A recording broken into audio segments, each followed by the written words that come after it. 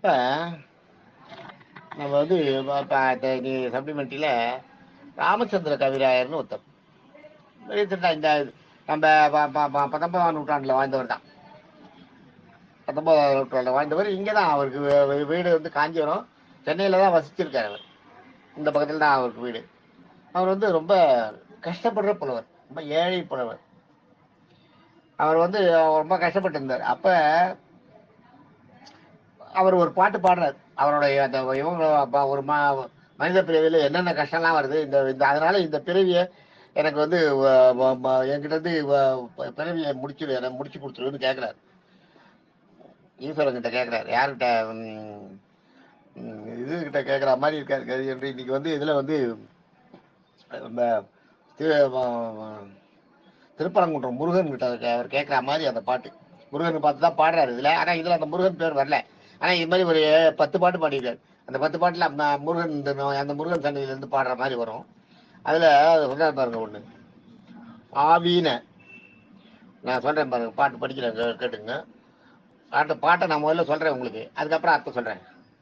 ஆவீன மழை பொழிய, ஆவீன மழை பொழிய இல்லம் விழ அகத்தடியால் மெய்நோவ மாவீரம் போகுதென்று விதை கொண்டோட வழியிலே கடன்காரன் மறித்து கொள்ள சாவோலை கொண்டொருவன் எதிரே சொல்ல தள்ள ஒன்னா விருந்து வர சர்ப்பந்திண்ட தள்ளவனா விருந்து வர சர்ப்பந்திண்ட கோவேந்தர் உழுதுண்ட கடமை கேட்க குருக்களோ தட்சணை கொடுவென்றாரே. இவை விலக உன் திருவடிகள் நிழலதனை கதி என்று கனிந்துருகி அடிபணிந்து இப்பிறவி கொடுவனுக்கு வணங்கி இங்க நின்றேனேன்னு வரும் அந்த பாட்டு. இப்பிறவி கொடுவனுக்கு வணங்கி இங்க நின்றேனே. பிறவி கொடுவருக்க வணங்கி, இப்பதான் கரெக்டா, பிறவி கொடுவருக்க வணங்கி நின்றேனே, வணங்கி இங்கு நின்றேனேன்னு அந்த பாட்டு. ஆவீன மழை பொழிய இல்லம் விழ அகத்தடியால் மெய்நோக மாவீரம் விதை கொண்டோட வழியிலே கடன்காரம் மறித்துக் கொள்ள சாவோலை கொண்டொருவன் எதிரே சொல்ல தள்ள ஒன்னா விருந்து வர சர்ப்பந்தீண்ட கோவேந்தன் ஊழ்துண்ட கடமை கேட்க குறுக்கொளோ தட்சணை கொடுவென்றாரே. இவை உலக உன் திருவடிகள் நிழலதனை கதி என்று உணர்ந்துன்னை கனிந்திரிகை அடிபணிந்து இப்பிறவி கொடுவருக்க வணங்கி இங்கு நிற்கின்றேனேன்னு வரும். இப்பிறவி கொடுவருக்க வணங்கி இங்கு நிற்கின்றேனே அப்படின்னு அவர் பாடுறாரு அந்த பாட்டை. என்ன சொல்றாருன்னா, ஆவீனன்றது வந்து ஆன்றது பசு, ஈனன்றது வந்து கண்ணு போடுறது. வீட்டில் மாடு கண்ணு போடுதான். அவருக்கு அவரோட சூழ்நிலையை சொல்றாரு, என்ன மாதிரி ஒரு சூழ்நிலை வருதுன்னு. ஒரு நேரத்தில் வந்து ஆனந்த விடல ஒரு இது வந்தது. டாக்டர் கிட்ட ஒருத்தன் போறப்ப டாக்டர் கேட்டாராம் என்ன உடம்பு கேட்டேன்னு. டாக்டர் ஒன்றுன்னு கொடுத்த அந்த இதுக்கு ஒன்று வரும். நான் அப்புறம் சொல்றேன், எனக்கு டக்குனு ஞாபகம் வரல. இதுல வந்து அது மாதிரி இதுல சொல்றேன். ஆவீன, ஆன்னா பசு, ஈனன்னா பசு கண்ணு போடுதான். கண்ணு போடுறது வீட்டுல பசு கண்ணு போட்டுருக்கான். மழை கொட்டுறதான், மழை பொழிய இல்லம் வீழ, அந்த அடாத மழையில மண் செவரு ஒரு பக்கம் செவரு விழுந்துட்டான். அகத்தடியால் மெய்நோவ, அகத்தடியால் மெய்நோவன்னா அகத்தடியால் ஒய்ஃபு. மெய்நோவுன்றது வந்து அப்ப எல்லாம் வந்து என்ன, உடம்பு வலி கிடையாது, பிரசவ வலி. பிரசவ வலி தான் மெய்நோவுன்னுவாங்க. சாதாரண உடம்பு வலி எல்லாம் வலின்னு சொல்ல மாட்டாங்க, அவங்க உடம்பு முடியலன்னு தான் சொல்லுவாங்க. மெய்நோவுன்னா பிரசவ வலி தான். அகத்தடியால் மெய்நோவ, ஒய்ஃபு வந்து பிரசவ வலியில துடிக்கிறாளாம். மாவீரம் போகுதென்று விதை கொண்டோட, மழை பெய்ஞ்ச ஈரம் போயிடுச்சுன்னா விதை போட முடியாது, விதை விதைக்கிறதுக்கு. அதனால இந்த ஈரம் போயிட போகுதுன்றது விதையை கொண்டு போய் போடணுமா. இப்ப அது ஒரு வேலை இருக்கான் விதை கொண்டோட.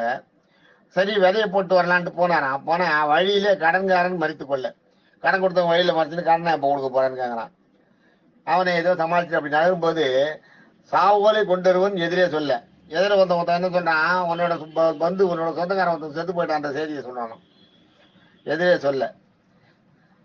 அதையும் தாண்டி அவனையும் இந்த பண்ணிட்டு சரி விஷயத்தை கேட்டு போறாராம், தாண்டி போறாராம். போன உடனே தள்ள ஒன்னா விருந்து வரன்னு சொல்ல, தள்ள ஒன்னா வேண்டாம், சரி போயிடலாம், விட்டு போயிடலாம் அப்படின்னு நினைக்கிற மாதிரியே இல்லை. தள்ள ஒன்னா விருந்து வர, தள்ள முடியாத விருந்து, ரொம்ப நெருங்கின பந்துக்கள் யாரோ வந்துட்டாங்களாம். தள்ள ஒன்னா விருந்து வர அதுல வந்து மாவீரம் போது மெயினோவ எல்லாரும் போக மெயினோவ அடிமை சாகன்னு ஒன்று வரும். அதுல அகத்தடியால் மெயினோவ அடிமை சாவ. அந்த நேரத்தில் வந்து அடிமை செத்து போயிடுவான். அடிமைன்னா வீட்டில் வேலை செய்கிற வேலைக்காரன் செத்து போயிடுவான். சாவோலை கொண்டவன் எதிரே சொல்ல தள்ள ஒன்னா விருந்து வர சர்ப்பந்தீண்ட கோவேந்தர் உழுதுண்ட கடமை கேட்க. கோவேந்தர்ன்றது யார்? ராஜா. ராஜா என்ன சொல்றானா, உழுது கடன்றது அப்பெல்லாம் 6ல் ஒரு பகுதி வரி திரை, 6ல் ஒரு பகுதி திரை அரசுக்கு கொடுத்துடணும். அரசாங்கத்துக்கு திரை 6ல் ஒரு திரை அரசு. அதுதான் நியாயமான வரியாம். கிடைக்கிற லாபத்துல 6ல் ஒரு பங்கு அரசுக்கு கொடுத்துடணும். கோவேந்தர் உழுதுண்ட அது வந்து ராஜாக்களோட நீதி, அந்த காலத்து நீதி. கோவேந்தர் உழுதுண்ட கடமை கேட்க. நீ உழுது எல்லாம் பயிரெல்லாம் சம்பாதிச்சியா, அதுல ராஜாவுக்கு கொடுக்க வேண்டியது கொடுன்னு ராஜாவோட வேலை வந்து கேட்கறானா. ராஜாவோட வேலையாள் அங்க அவங்க வந்து அரசு அதிகாரி வந்து கேட்கறானா கொடுன்னு. குருக்களோ தட்சணை கேட்க. குருக்கள் என்ன சொன்னா, எப்பயோ நான் அவனுக்கு தட்சணை கொடுக்குறேன்னு சொல்லியிருந்தானா. குருக்கள்கிட்ட தட்சணையை பாக்கி வச்சிருக்கான். குருக்கள்கிட்ட பெருமாளுக்கு எல்லாம் நைவேத்தியம் கைக்கறி எல்லாம் பண்ண சொல்லிட்டு உனக்கு 20 ரூபா அப்புறம் தரேன்னு குருக்கள்கிட்ட தட்சணை பாக்கி.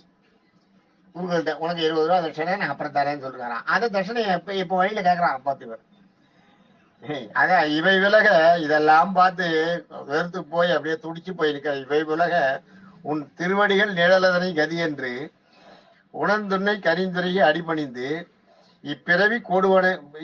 அதாவது நினைந்துரை கசிந்துருகின்னா கனிந்துருகின்றது வேற, கசிந்துருகின்றது வேற.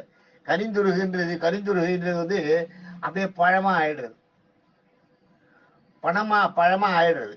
கனிந்துருகின்னா காயா இல்லாம அப்படியே நல்லா கனிஞ்சு போய் கொலன்னு ஆகி அப்படியே இருக்குது கனிந்துருகின்றது. கசிந்துருகின்னா அது வேற.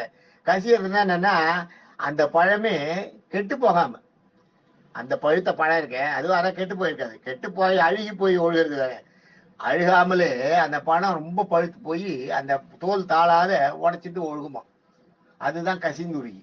அந்த கசியறதுன்றது வந்து ரொம்ப கிரேட். அந்த நிலைமை வர்றது வந்து இந்த கனிஞ்சதுக்கு அப்புறம் தான் கசியறது நிலைமை வரும்.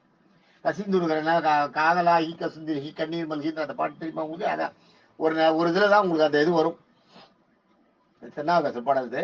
அந்த இது வந்து உங்களுக்கு எப்போ வரும்னா, அந்த ஒரு நிலைமை, அந்த ஒரு நிலைக்கு நீங்க போன அப்புறம் தான் வரும். அந்த பக்கம் உங்களுக்கு வந்த அப்புறம் தான் அந்த கசிந்துருகிறது வரும். அதனால இவர் என்ன சொல்றாரு, கனிந்துருகி அடிபணிந்து. அதனால நான் அப்படியே கனிஞ்சு உருகி அடிபணிஞ்சு இப்பிறவி கொடுவருக்க இப்பிறவி கொடுமை. பிறவி கொடுன்றது வந்து கொடுமை. இப்பிறவி கொடுமையை அறுத்து வணங்கி இங்கு நிற்கின்றேன். இப்ப இந்த பிறவி கொடுமை எனக்கு அறுத்துரு அப்படின்னு வணங்கி நான் உங்ககிட்ட வேண்டி வணங்கிட்டு நிற்கிறேன் அப்படின்றாராம். அதான் இந்த பாட்டு. இந்த பாட்டுல வந்து மெயினோவுக்கு அப்புறம் அடிமை சாவன்னு ஒண்ணு இருக்கும், அதை நான் சொல்லாத விட்டேன். அதாங்க ஆவீன மழை பொழிய. ஆவீனா மாடு கண்ணு போட, மழை பொழிய மழை கொட்ட, இல்லம் விழ செவுறு விழ, அகத்தடியால் மெயினோவ ஒய்ஃபுக்கு வந்து பிரசவ வலி எடுக்க, அடிமை சாவ வீட்டுல இருக்க வேலை செய்யற ஆள் யாராவது வந்து வேலைகளை செய்வாங்க இல்லையா, அவன் செத்து போயிட்டான். மாயிரம் போகுதுன்று விதை கொண்டு வர. ஈரம் போயிடுது என்று ஈரம் போயிட போறது, ஈரம் போயிட்டா விதைக்க முடியாது, இதுக்காக விதையை எடுத்துட்டு ஓடுறான் விதைக்கிறதுக்கு. வழியிலே கடன்காரன் மறித்து கொள்ள. வழியில கடன்காரன் மறிச்சுட்டானான். அந்த மழை ஓஞ்ச உடனே விதையை எடுத்துட்டு ஓடுறாராம் விதை போட்டு வந்துடலான்ட்டு. போற வழியில கடன்காரன் மறித்து கொள்ள. கடன்காரன் மறிச்சின உடனே அவனை அப்படியே சமாளிச்சு அடுத்த ஸ்டெப்புக்கு போனா சாவோலை கொண்டு வருவன் எதிரே சொல்ல. ஊர்ல சொந்தக்காரங்க பக்கத்துல உன்னோட நெருங்கில பந்து செத்து போட்டான்னு ஒரு சாவு செய்தி சொல்றான். சரி, அதையும் கேட்டு அப்படியே அண்ணன் போனோடனே இன்னொரு 4 அடி போனோடனே தள்ள ஒன்னா விருந்து வர. நமக்கு இப்போ வீட்டுக்கு வராத விருந்தாளி வரானாம் விருந்து வரானாம். விருந்து வந்துட்டு அப்புறம் விருந்து வந்துட்டாரு. அவரை வந்து வீட்டுக்கு போங்க வரேன்னு சொல்லிட்டு அண்ணன் போனா சர்ப்பம் தீண்டிட்டான். சர்ப்பம் தீண்ட பாம்பு கடிச்சிருக்கான். பாம்பு கடிச்ச அப்புறம் அடுத்தது என்னன்னா, கோவேந்தர் உழுதுண்ட கடமை கேட்க. கோவேந்தர் உழுதுண்ட கடமை கேட்க. கோவேந்தர்ன்றது வந்து ராஜா. உழுதுண்ட கடமை, நீ இதுக்கு அரசாங்கத்துக்கு செலுத்த வேண்டிய திரையை செலுத்தலையே, வரியை செலுத்தலையே, அதை கொடுன்னு ராஜாவோட அந்த வந்து அரசு பத்தி வந்து கேட்கறானா. அவங்க வந்து இது கட்டல, வரி கட்டல, கட்டப்படியா என்ன அப்படின்னு கேட்கறாங்க. குருக்களோ தட்சணை கொடு என்று கேட்க, குருக்களுக்கு தட்சணை கடன் பாக்கி. எப்பயோ கோயிலுக்கு போய் ஏதோ பிரசாதம் என்ன பண்ணாரு என்னன்னு தெரியல, கோயிலுக்கு போறது குருக்கள் கிட்ட கடன் வச்சுட்டு வந்திருக்காரு. சாதாரண தட்சணை போடுறது போடுவாங்க, அந்த தட்சணை இவரால் அன்னைக்கு போட முடியல. அதனால குருக்கள்கிட்ட உங்களுக்கு 20 ரூபா தட்சணை சொல்றேன், ஒரு இதுக்கு ஒரு 20 ரூபா தட்சணை அப்புறம் தரேன்னு சொல்லிட்டு வருது. அந்த தட்சணை எதிர பார்த்த குருக்கள் வந்து அன்னைக்கு தரேன், நீ இப்ப கொடுன்னு கேட்கறான். அப்போ என்ன மாதிரி ஒரு நிலைமையா இருக்கும், அந்த அந்த மாதிரி ஒரு நிலைமை ஒரு மனுஷன் அப்படி இருக்கான். அதனால இவை விலக இதெல்லாம் போகணும்னா உன் திருவடிகள் நிழலதனை, உன் திருவடிகள்ன்றது இந்த இடத்துல வந்து யார சொல்றாருன்னா, உன் திருவடிகள்ன்றது வந்து அந்த திருப்பரங்குன்றம் முருகனை சொல்றார். உன் திருவடிகள் நிழலதனை கதி என்று உணர்ந்து, நிழலதனை கதியே என்று கதி என்று நிழலதனை கதி என்று உணர்ந்து கனிந்துருகி அடிபணிந்து இப்பிறவி கொடுவருக்க வணங்கி இங்கி நிற்கின்றேனே. இந்த பிறவி கொடுமையை அறுத்து என்னை உங்ககிட்ட சேர்த்துன்று, இதெல்லாம் இந்த தொல்லையெல்லாம் எனக்கு வேண்டாம், இந்த பிறவியே வேண்டாம் அப்படின்னு கேட்கலாம். ராமச்சந்திர கவிராயர்னு இவர் வந்து ரொம்ப அருமையா பாடுவார். நிறைய அந்த தத்ரூபமா இருக்கும் இவரோட பாட்டுல. இவர் நிறைய நாடகங்கள்லாம் கூட அந்த காலத்து நாடகத்துக்கு எல்லாம் நாடகங்கள்லாம் எழுதியிருக்காரு. நடத்தல நாடக கலைன்னு ஒன்று அந்த காலத்துல எழுதுறது, நாடகத்துக்கு வந்து ஓரங்க நாடகத்துக்கு எது எழுதுவாங்க, நாடக கலைன்னு எழுதுறது. அதாவது ராஜா என்ன சொல்லணும், பொண்ணு என்ன சொல்லணும், அங்கே வர விதூஷகன் என்ன சொல்லணும், அது மாதிரி அதையெல்லாம் எழுத்தால எழுதுறது. என்னன்றது நாடகத்தை எழுதுறது கஷ்டம், ரொம்ப கஷ்டம் நாடகத்தை எழுதுறது. அதை விட உங்களுக்கு வந்து இந்த ஓரங்க நாடகம்னு அரையர் சேவன் இப்ப நடந்துட்டு இருக்கு ஸ்ரீரங்கத்துல பாத்தீங்கன்னா. அரையர் சேவை ராப்பத்து பகல் பத்துன்னு நடக்கும். இந்த அரையர்ன்றது யாருன்னா மணவாள மாமுனிகளோட பிள்ளை வாரிசு. மணவாள மாமுனிகளோட நாதமுனிகள். நாதமுனிகள் தான் வந்து இந்த அரையர் சேவையை ஆரம்பிச்சு. நாதமுனிகள் வந்து சங்கீதம் தெரிஞ்சவர். இந்த 4000 பெருமாளுக்கு பாடும்போது அதை வந்து பாட்டாவும் பாடினார். அவரோட பிள்ளை ஆளவந்தாரோட சிஷ்யன். அவர் நாதமுனிகளோட பிள்ளை வந்து ஆளவந்தாரோட சிஷ்யன். ஆளவந்தாரோட சிஷ்யன் இருந்ததுனால அவர் என்ன பண்ணாரு, அவர் ஆடவும் ஆடுவாராம். அது மூணையும் ஒன்னா சேர்த்து செய்யறது, ஆடுறது பாடுறது நடிக்கிறது, மூணையும் சேர்த்து செய்யறது. அப்புறம் தான் அது சினிமாவில் அது வந்து முதல்ல அரையர்னு அவங்க தான் பண்ணியிருக்காங்க. அது இன்னைக்கு ராப்பத்துன்னு நம்ம வீரராவலுக்கு தெரியும். ராப்பத்து பகல் பத்துன்னு ஸ்ரீரங்கத்தில் நடக்கும். இப்போ ஸ்ரீரங்கத்தில் இந்த தடவை இந்த இது இல்லைன்றதுனா போன மாசமே நடந்துருது. போன ஏகாதசிக்கு முன்னாடி ஏகாதசிக்கு முன்னாடி வைகுண்ட ஏகாதசிக்கு முன்னாடி பகல் பத்து இருக்கும், ரெண்டாவது பின்னாடி வந்து ராப்பத்து இருக்கும். இது ரெண்டும் நடக்கும். இந்த ராப்பத்து பகல் பத்து நடக்கும்போது அது இந்த பாட்டை பாடுவாங்க. இது அந்த 4000 பாடி நடிப்பாங்க, பாடுவாங்க, ஆடுவாங்க, நடிப்பாங்க. பாடுறது ஆடுறது ரெண்டு இருக்கணும், நடிக்கணும். அந்த இதுல வந்து நிறைய இடத்துல பாத்தீங்கன்னா அந்த நானே எல்லாமே நடிக்கணும். அந்த அரையர்ன்றவங்க தான் முதல்ல ஆரம்பிச்சது. அதனாலதான் இன்னைக்கு அரையர் சேவைன்றது வந்து அங்க நடக்கிறது. இந்த அரையர் சேவையில தான் ராப்பத்து பகல் பத்து உற்சவம் நடக்கும். வைகுண்டேசிக்கு முன்னாடி 10 நாள், பின்னாடி 10 நாள் நடக்கும். அதான் ராப்பத்து ராத்திரியில் நடக்கிறது. ராப்பத்து ராத்திரியில் நடக்கும். அது ராத்திரினா ஒரு 8 மணிக்கு ஆரம்பிச்சு ஒரு 11 மணி 12 மணிக்கு முடியும். பகல் பத்து காத்தால ஆரம்பிச்சு பண்ணுவாங்க. ராப்பத்து பகல் பத்து ரொம்ப விசேஷம் ஸ்ரீரங்கத்துல. இன்னும் நிறைய கோயில்கள்ல கூட உண்டு இது. ஆனா இந்த அரையரோட இதை வந்து அதை உங்களால பண்ண முடியல. பார்த்தசாரதி கோயில் எல்லாம் கூட உண்டு, ஆனா அரையர் சேவை உங்களால பண்ண முடியல. இன்னைக்கும் ஸ்ரீரங்கத்திலையும் திருக்குறுங்குடியிலையும் தான் அந்த அரையர் சேவை நடந்துட்டு இருக்கு. அது மாதிரி அந்த அந்த இது ரொம்ப கஷ்டம். அது அந்த தானே வந்து எல்லாமா நடிக்கிறது. அந்த மாதிரி அது அதுக்கப்புறம் தான் இயல் இசை நாடகம் மூணையும் ஒன்னா சேர்த்து செய்யறத வந்து இந்த சினிமாவில் கொண்டு வந்தாங்க. பாடுறது நடிக்கிறது ஆடுறது முதல்ல நாடகத்தில் வந்தது, அப்புறம் அதையே சினிமாவில் கொண்டு வந்தாங்க. முதல்ல இதை ஆரம்பிச்சு பண்ணினவங்க வந்து அரையர்கள் தான். அந்த மாதிரி ரொம்ப கஷ்டமான இது. அந்த அந்த இந்த மாதிரி இந்த பிறவி எனக்கு வேண்டாம், இந்த பிறவியை எனக்கு அறுத்து கொடுத்துருன்னு அவர் கேட்குறார். நம்ம ராமச்சந்திர அவர் நிறைய அந்த காலத்துல அந்த நாடகத்துக்கு ஓரங்க நாடகத்துக்கு அதுதான் சொல்ல வந்தேன். ஓரங்க நாடகத்துக்கு அந்த லிரிக்ஸ் வரிகளை எழுதுறவர். அதை இப்பயும் நாடகம் எழுதுறவங்களை பார்த்தீங்கன்னா அரசன் போட்டு அரசன் என்ன சொல்லணுமோ அந்த அந்த வசனம் இருக்கும். அடுத்தது வந்து கீழே பார்த்தீங்கன்னா வேலையாள் போட்டு அவன் சொல்ல வேண்டிய வசனம் இருக்கும்.